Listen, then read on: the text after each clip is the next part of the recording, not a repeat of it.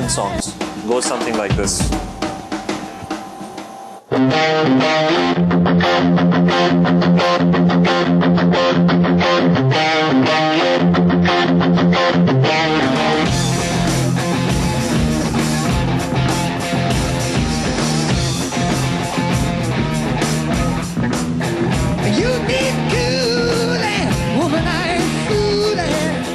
I'm gonna sing that back to school way down inside.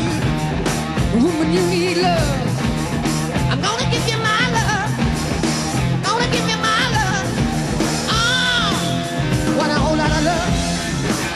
Want a whole lot of love. Want a whole lot of love. Want a whole lot of love. You live. Another song from that era which used a very similar sound was a song by Black Sabbath that Tony Iommi wrote called Paranoid, with again a very memorable riff, almost as memorable as Smoke on the Water. It went something like this.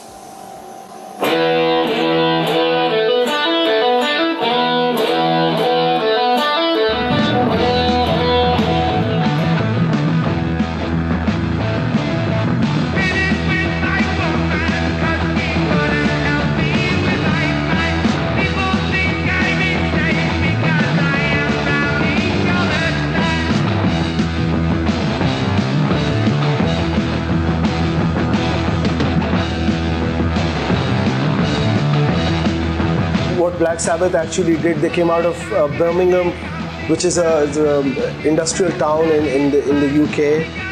Very bleak, very grey, very English. And Sabbath started off as a blues, really loud blues band called Earth. And this is 1967, 68 maybe. You know, there was a film called, and they said, you know, if there could be romance movies and happy movies and horror movies, why can't there be horror music? And that's where Black Sabbath's career took off with their first single called Black Sabbath. Just like the Beatles had done for Jimi Hendrix, the early 70s heavier bands such as Black Sabbath and Deep Purple also gave way to the next American explosion, which happened in 1974 with a band called Aerosmith, with again another memorable riff picking up from where Deep Purple left off. This was a song called Walk This Way, and it went something like this.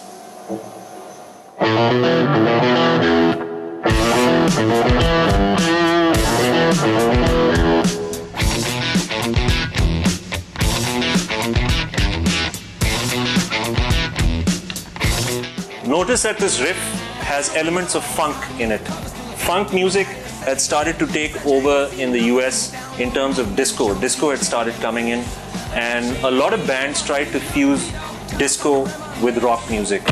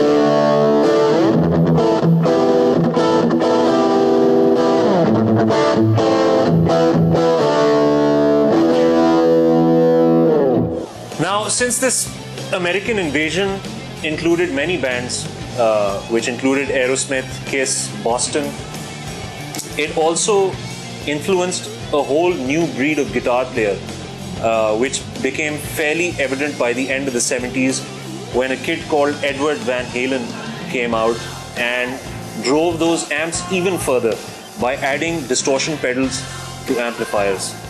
He is responsible for many of the 80s guitar sounds, and also responsible for telling people that, hey, it's not just about chords and single notes and double stops. It's also about two-handed tapping, a technique which he mastered and introduced to the world in 1979. A very famous solo of his is a solo called Eruption, which was on Van Halen 1, which I'll demonstrate for you now.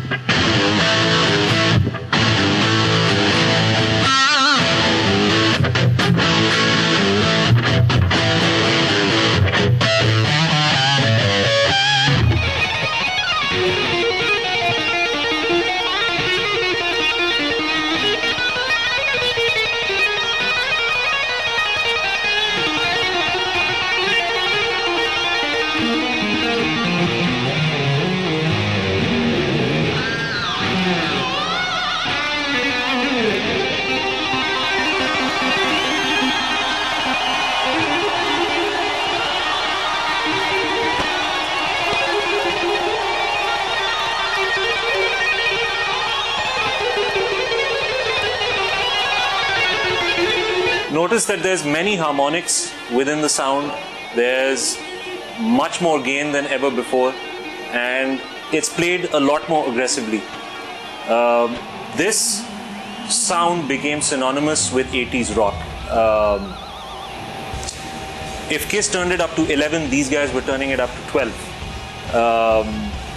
He spawned many guitar players, people like Yngwie Malmsteen and Joe Satriani in the 80s and Steve Vai, and a lot of bands started using riffs that were fairly Van Halen type riffs, and started putting them in songs. I mean, you had so many of these bands come out, people like Rat and Cinderella, and this whole glam rock era that came out, which was these hair bands who looked like girls but played like men. A lot of it has to do with the 70s. I think the makeup and the stage theatrics were direct influences of Kiss. The songwriting was a direct influence of people like Led Zeppelin and Aerosmith. And the guitar playing was pretty much Eddie Van Halen throughout the 80s. Fast and furious.